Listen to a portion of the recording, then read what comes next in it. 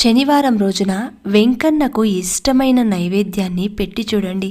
ఎంతో సంతోషించి మీరు ఏదైతే కోరుతున్నారో దానిని ఆ భగవంతుడు తప్పకుండా తిరిగి ఇస్తారు. మరి వెంకన్నకు ఇష్టమైన నైవేద్యం ఏంటంటే, ఆయనకు చాలా రకాల నైవేద్యాలు పెడుతూ ఉంటారు భక్తులు. కానీ ఆయనకు ఎక్కువగా చక్కెర పొంగలి, పులిహోర, దద్దోజనం, మిరియాల పొంగలి, చిన్న లడ్డూలు భక్తులు ఎక్కువగా సమర్పిస్తూ ఉంటారు.